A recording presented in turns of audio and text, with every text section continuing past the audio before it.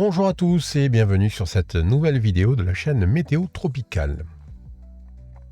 Alors, vidéo aujourd'hui et pas live comme d'habitude, tout simplement parce que je suis dans mon road trip en Norvège.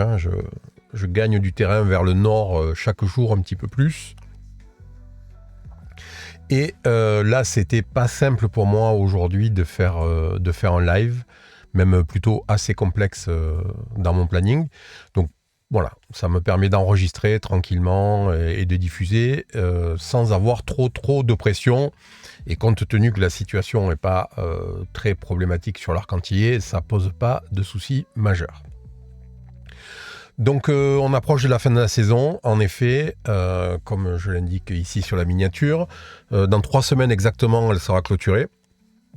Alors bien sûr, toujours, et je vais y revenir un petit peu plus tard, on parle de la saison officielle, hein, ce sont les dates, comme les saisons ont des dates officielles, l'été, le printemps, etc. Ça ne veut pas dire que fin de l'automne ou début de l'hiver, même on ne peut pas avoir un coup de chaleur, enfin vous voyez ce que je veux dire, quoi. Les dates, c'est une chose, ce sont des conventions humaines, et puis de l'autre côté, il y a la réalité de la nature, et on sait maintenant que ce qui était vrai il y a encore quelques années, l'est de moins en moins. Du coup, la fin de la saison arrive, mais on a de l'eau qui est toujours extrêmement chaude, pour le coup vraiment chaude par rapport à la période.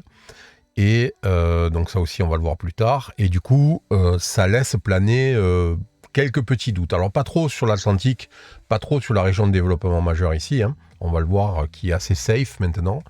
Par contre on a toujours ces questions qui se posent en Caraïbes, avec des systèmes comme Raphaël, il y en a un autre qui est prévu derrière, et des zones de haute pression qui s'installent plus ou moins durablement sur la partie sud des États-Unis, sud-est des États-Unis, et qui peuvent générer des trajectoires un peu à la con.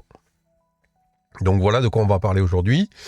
Donc en attendant, n'oubliez pas que si vous aimez ce genre de vidéo ou de live, quand je suis en live, n'hésitez pas à mettre un petit like sur la vidéo, parce que ça aide beaucoup la chaîne.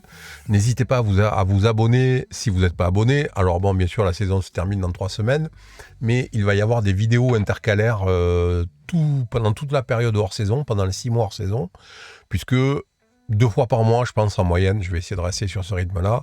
Je vais faire des petites vidéos qui vont parler de la genèse cyclonique, qui vont revenir sur les termes que j'utilise le plus souvent, sur les situations que j'utilise souvent aussi. Voilà, ça va vous permettre la saison prochaine d'être un petit peu plus rodé. Et puis ça, c'est pas lié à l'actu météo, donc vous pourrez aller regarder quand vous voudrez en fait. D'accord, il n'y aura pas d'obligation. Ce sont pas des vidéos qui seront périmées au bout de quelques jours, comme les points hebdomadaires que je fais durant la saison. Donc voilà, et puis en parlant d'abonnement, merci encore une fois à tous les abonnés de la zone privée. Sachez que les prélèvements vont s'arrêter d'ici 2 semaines à peu près, un petit peu avant la fin de la saison. Je les arrête en principe le 25, hein, il me semble. Donc voilà, ils reprendront du coup 6 mois plus tard. Aux alentours du 25 mai pour le début de la saison prochaine. Donc voilà, vous n'avez pas besoin de vous désabonner pour la période hors saison. C'est moi qui le fais pour vous en fait. Voilà, je coupe les prélèvements sur les abonnements. Donc voilà, merci à tous donc pour tout ça. Et puis on va y aller maintenant. Hop, on se met là. Alors, si on regarde un petit peu la carte du NHC, qu'est-ce que ça nous dit ?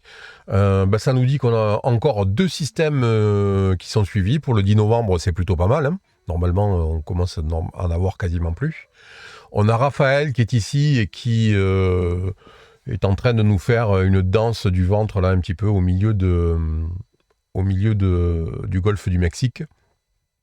Au début, il était prévu qu'il aille plutôt vers le nord, puis après plutôt vers le nord-ouest, puis après vers l'ouest, puis maintenant vers le sud, puis bon.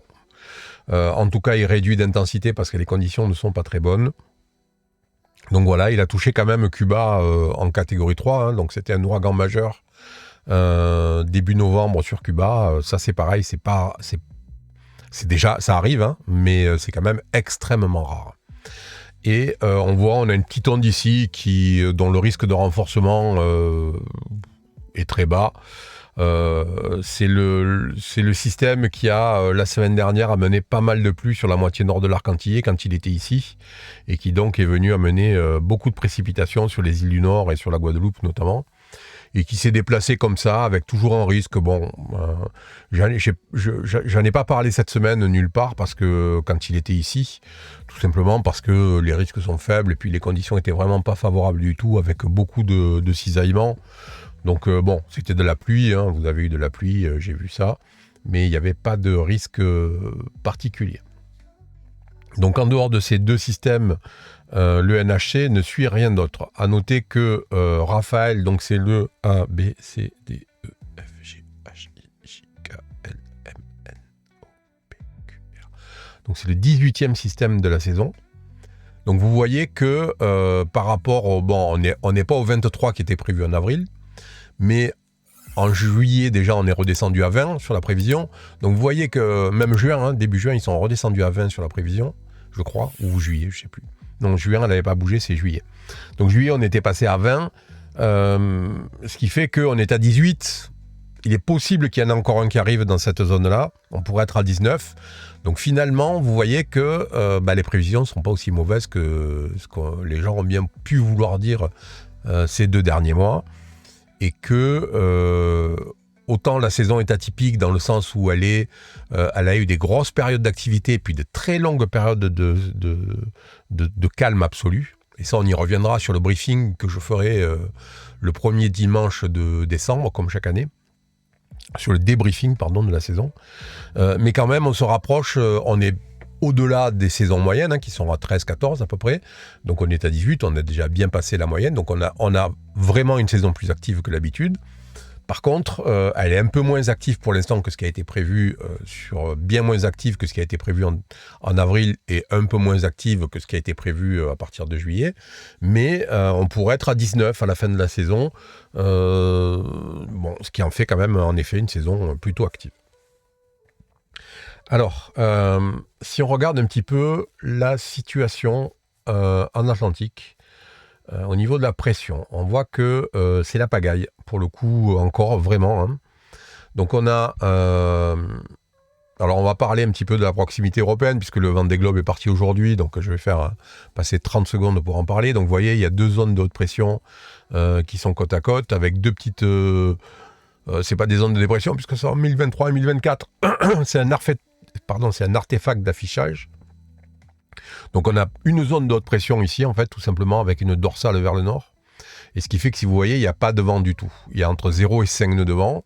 Ce qui fait que les concurrents du Vendée Globe qui sont partis à midi, ils sont en train d'en chier grave, parce que il n'y a pas d'air, tout simplement. Et ça ne va pas s'arranger ces prochains jours. Parce que d'une part, il n'y a toujours pas d'air là, et puis d'autre part, on a cet ensemble dépressionnaire là, avec 3 zones de basse pression côte à côte, qui va se déplacer vers vers l'est-nord-est, et qui donc va venir amener du vent de secteur sud.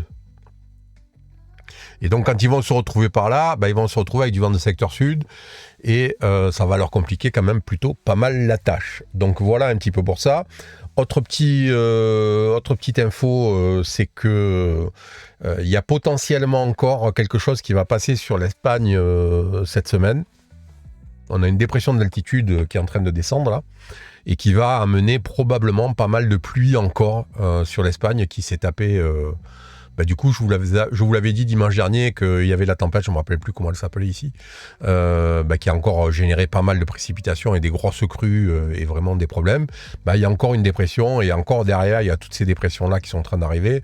Voilà, l'Espagne en ce moment, ils sont en train de payer très très cher, et c'est pas une bonne nouvelle. Pour le reste, donc on a cette zone ici très très très perturbée, avec quasiment 3000 km sur l'océan, avec du vent à plus de 35 nœuds quasiment partout. Donc là c'est un peu la guerre ici. On voit qu'on a des hautes pressions sur la partie est des États-Unis. Ah ben je confonds l'Est et l'Ouest aujourd'hui, dis donc. Sur la partie Est des États-Unis, on voit qu'on a notre petit système surveillé là par le NHC ici, et avec en fait c'est la même onde et avec une autre partie dépressionnaire un petit peu plus au sud à 1010. Et on a Raphaël ici, notre tempête qui est là. Alors, à noter que Raphaël, pour l'instant, repousse les hautes pressions qui étaient sur cette zone ici, sur le sud-est des États-Unis, les repousse, en tout cas l'anticyclone, la zone de haute pression ne peut plus venir s'installer ici. Donc pour l'instant, c'est plutôt pas mal parce que ça fait que, alors pour l'Arc-en-Ciel, pas forcément pour le reste, ça fait que quelque chose qui naît, ces systèmes-là ou quelque chose qui viendrait à naître dans les prochains jours par là, aurait tendance à remonter et à suivre la route de Raphaël plutôt qu'à de repousser vers l'est à cause d'une crête de pression qui pourrait être ici. Mais ça vaut pour les 3-4 prochains jours, pas au-delà, et j'en parlerai un petit peu à la fin. Pour le reste, on voit, on a notre LASIK qui est ici à sa place sur 5 Nord. On voit qu'on a ici l'onde tropicale, donc qui était un petit peu liée à ce qui est un petit peu en arrière, mais avec beaucoup de liens de convection entre les deux, avec ici cette dépression d'altitude.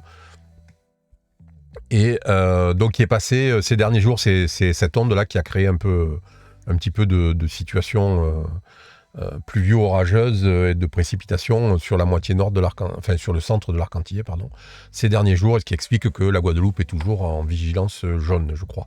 Je n'ai pas regardé depuis quelques heures, donc voilà. Voilà, pour le reste, on n'a plus d'ondes tropicales dans l'Atlantique.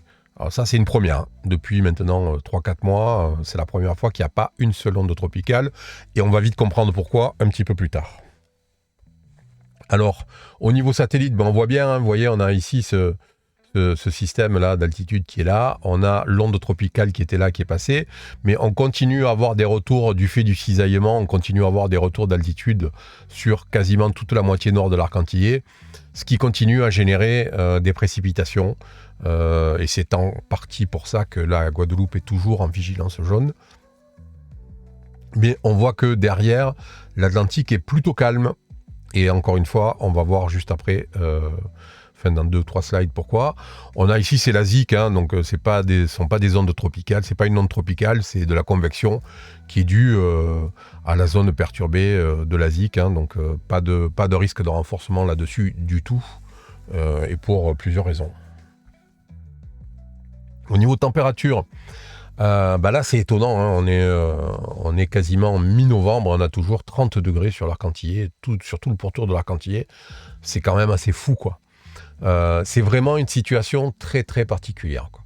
Là, mi-novembre, 30 degrés, j'ai pas souvenir depuis pas loin de 20 ans maintenant que je m'intéresse très sérieusement à ça. Sur les Antilles, je n'ai pas souvenir que l'eau était à 30 degrés à cette période de l'année. Bon, on verra bien. On voit qu'on a 29,5 très loin, 29, 28, puis après ça redescend vite.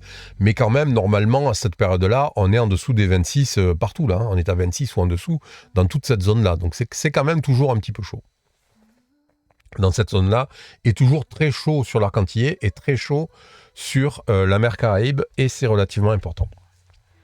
La grande nouveauté par rapport au week-end dernier et par rapport aux 5-6 semaines précédentes, c'est qu'on a de la brume de sable qui est en train de revenir sur l'Atlantique, parce qu'il y a eu un petit moment où l'anticyclone s'est repositionné, et donc il a pu envoyer là. Maintenant, la situation est un peu plus complexe, donc il n'est pas impossible, avec ces dépressions qui arrivent, ici, cette zone dépressionnaire qui arrive et qui se déplace vers là, que ça coupe un tout petit peu le flux de sable. En tout cas, il est là, et pour cette semaine, il est très présent.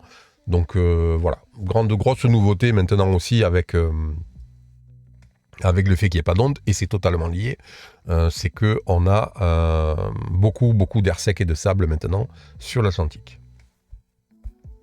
Pour le cisaillement, c'est un petit peu la même chose, on a pas mal de cisaillement. Donc la semaine dernière, il était encore un peu alternatif. Là maintenant, on voit, il est quand même présent et fréquent. On voit quasiment sur toute la période, c'est fini maintenant, le cisaillement est en train de s'installer vraiment. Donc ça indique, alors ce qui est assez étonnant, parce que le cisaillement s'installe alors qu'on passe en épisode de la Niña, et que donc on devrait en avoir un petit peu moins. mais bon, c'est pas très grave. On n'est plus à ça près. Donc cisaillement, air sec et sable, malgré la température de l'eau autour de l'arc antillais, cette partie de l'Atlantique tropicale est safe au niveau cyclonique pour le moment. J'aurais tendance à dire et à penser que ça ne devrait pas beaucoup changer maintenant, parce que à part que l'eau va refroidir, qui est inéluctable, hein, forcément à un moment ou à un autre elle va finir par être moins chaude.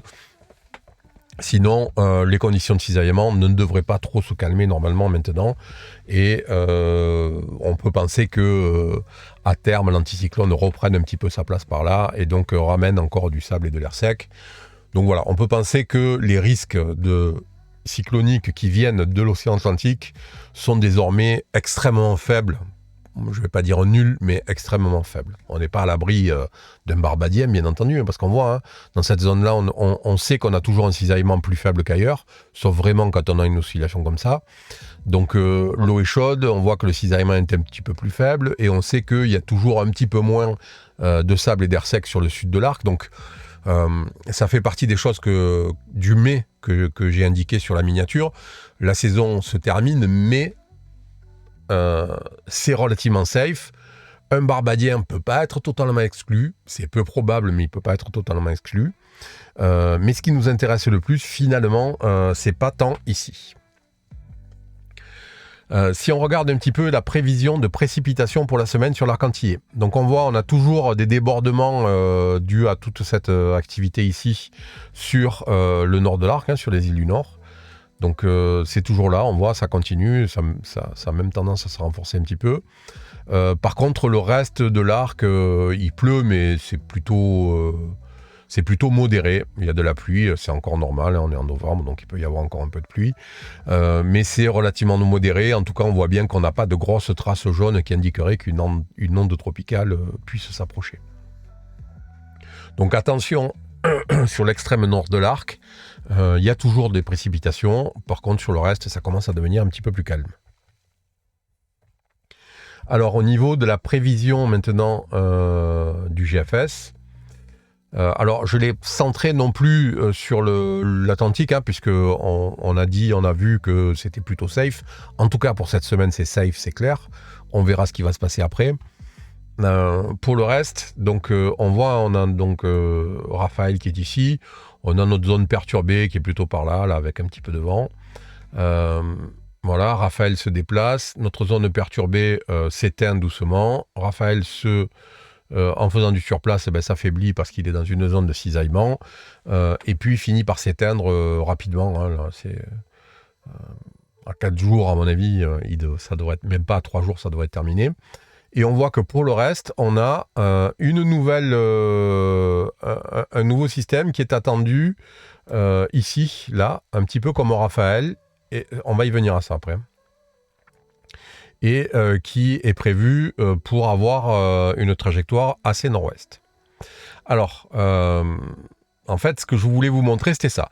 C'est que donc ici, vous voyez, on a à nouveau un anticyclone à 1030 qui vient s'installer ici, et donc à nouveau une crête de pression à 1016 qui est là, avec un anticyclone qui se déplace petit à petit et qui nous mène à une crête de 2016 qui cette fois-ci est vraiment incurvée comme ça, et ce qui fait que la trajectoire logique, c'est ce que je vous ai expliqué depuis plusieurs lives dans ces conditions, c'est une trajectoire plutôt nord-est à est. Pour ceux qui sont dans le Golfe, hein. Pour ceux qui sont ici, eux, ils sont poussés par un courant d'Alizé, donc forcément ils ont tendance à vouloir aller vers l'ouest, à remonter un tout petit peu, mais on voit la crête de pression, elle est relativement haute, donc du coup ça peut passer. Alors ce système-là, il vient d'apparaître, hein, je le découvre en même temps que vous, donc on va pouvoir le débriefer ensemble. D'ailleurs pour ça, on va changer de vue. On est loin, hein, vous voyez, on est à 200 heures, donc on a dépassé la semaine prochaine. Hein. On n'est pas la semaine prochaine, on est celle d'après. On est mardi de la semaine d'après.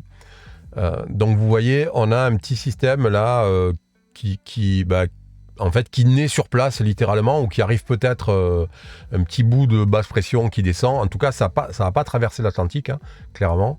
Et on a un petit truc qui vient et qui naît par là, d'après le GFS, et qui donc, voilà, hop, se renforce, descend d'abord dans un premier temps vers l'Arc-en-Ciel, et puis l'évite de justesse. Alors, on est loin, on est à 260 heures, donc la trajectoire ne veut rien dire, même l'existence même de ce système ne veut rien dire, mais ça ne fait que rajouter au mais que j'ai mis sur la miniature.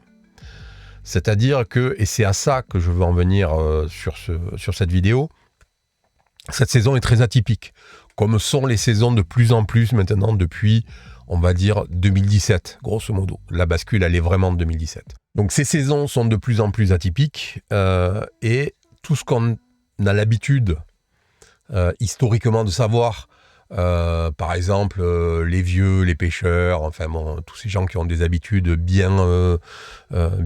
bien ancrées et qui sont capables de dire en fonction de telle et telle chose, il va se passer ça ou ça, tout ça c'est remis en cause.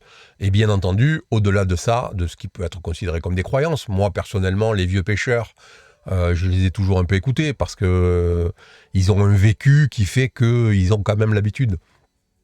Mais au-delà de ça, nos outils météorologiques sont en difficulté, on le voit maintenant clairement, et on a du mal de plus en plus à s'appuyer sur les statistiques. Qui dit avoir du mal à s'appuyer sur les statistiques, ça veut dire que les dates de saison peuvent être amenées à bouger. Alors, il n'y a pas du tout de consensus, je ne sais même pas s'il y a une étude scientifique sur la question, mais les saisons cycloniques telles qu'on les connaît, dans le cadre d'un dérèglement climatique comme on le vit, hein, c'est un fait maintenant, ces saisons, que ce soit en termes de début ou de fin, peuvent être amenées à évoluer. On n'est pas à l'abri cette saison, compte tenu des températures de l'eau sur l'Arc-en-Ciel et la Caraïbe, d'avoir une première moitié de mois de décembre un peu active, notamment en Caraïbe, avec des systèmes qui peuvent naître en Caraïbe. Et selon la situation sur le sud-est des États-Unis, si on a un anticyclone à cet endroit-là, qu'un système puisse traverser du sud-ouest vers le nord-est la mer Caraïbe, c'est pas totalement exclu. Donc attention, voilà, le mais il tient à ça. Le mais il tient à on voit le GFS nous sort aujourd'hui là, ce soir, maintenant un petit truc là, et, sur le dernier run, hein, le run il est sorti il y a 20 minutes, hein. Donc ça a 20 minutes cette prévision là. Si je viens sur le run précédent, je crois pas qu'on l'avait, hein. Non, vous voyez, on n'avait rien du tout. Mais regardez la différence entre les deux runs, hein. C'est quand même fou, hein. Là, on a un anticyclone à 1025 ici, avec une dorsale qui est assez plat. Sur le run précédent, on a un 1022 avec une dorsale là qui n'est pas marquée. Enfin, vous voyez que la situation n'est pas du tout la même. Donc, qui dit grosse incertitude au niveau des prévisions des modèles, dit grosse incertitude sur le fait qu'il peut y avoir un système ou pas. C'est-à-dire que on voit bien que la prévision du cisaillement qu'on a vu il y a quelques minutes, elle est aussi fortement différente d'un run à l'autre. Donc voilà, on est dans une forme d'inconnu maintenant. Et vous voyez, à ce moment-là, on sera le 21 novembre et on a un petit truc qui est à proximité, qui est prévu aujourd'hui à proximité de l'Arc-en-Ciel. Et on en a un plus gros. Ça aussi, là, depuis quelques runs, celui qui est prévu sur l'ouest de la mer Caraïbe, puis ensuite sur le golfe du Mexique, ou plutôt ou sur l'Atlantique, il était encore prévu en catégorie 4 il y a 3 runs de ça. Donc vous voyez bien que rien n'est figé, rien n'est fixé. Donc voilà, la saison tire à sa fin, dans les dates, c'est une certitude. Le cisaillement se remet en place, on commence à avoir plus de sable et d'air sec sur l'Atlantique. C'est une bonne nouvelle, il faut le prendre comme tel, mais l'eau reste très chaude autour de l'Arc-en-Ciel et sur la mer Caraïbe. Donc, on n'est pas à l'abri d'un petit barbadien qui viendrait par ici, d'un système comme ça qui serait issu d'une zone de haute pression, de basse pression, d'altitude, qui aurait été contraint par une crête d'altitude aussi à se déplacer un petit peu vers le sud. Voilà, des capverdiens qui arrivent là, ça semble de plus en plus difficile. Par contre, des systèmes qui arrivent à naître dans cette zone-là, là où l'eau est encore chaude, là où on sait que le cisaillement est habituellement en cette période encore un petit peu faible et où la brume de sable est moins intense que ce qu'elle peut l'être ici quand l'anticyclone est en place, il peut se passer quelque chose, et il peut se passer quelque chose en Caraïbes, que ce soit pour les Grandes Antilles ou même éventuellement pour le nord de l'Arc-Antillais. Donc voilà, la saison tire vers sa fin, mais va falloir être quand même prudent et vigilant, et je pense pas que jusqu'au 30 novembre, moi j'aurais tendance à dire, cette année, typiquement, jusqu'au 15-20 décembre, va falloir garder les yeux bien ouverts, et il n'est pas encore exclu que je sois obligé de faire un point hebdomadaire après le dernier du mois. Donc voilà, écoutez, j'ai fait à peu près le tour de tout ce que je voulais vous dire aujourd'hui. Donc pas de risque cyclonique pour cette semaine sur l'Arc-Antillais, c'est clair.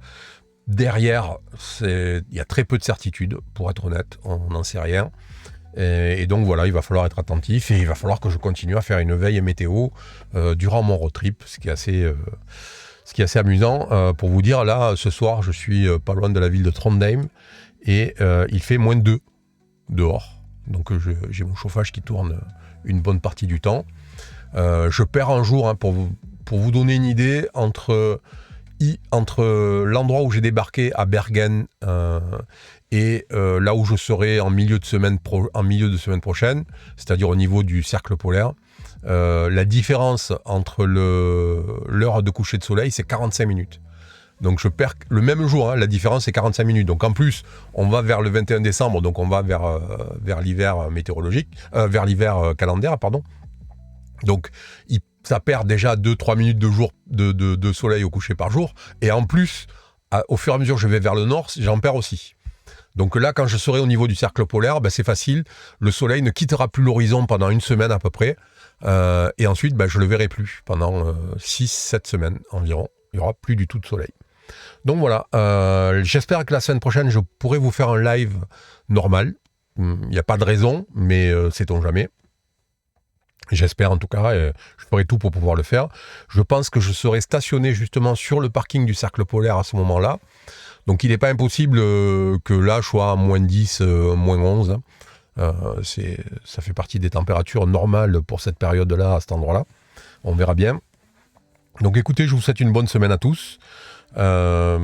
Profitez, ça va être plutôt un peu plus calme que cette semaine et ce week-end dans beaucoup de zones de l'Arc-Antillais en termes de précipitations. Merci encore aux abonnés de la zone privée. Et puis, écoutez, je vous dis à dimanche prochain. Donc normalement en live à l'heure habituelle, c'est-à-dire 9h pour vous.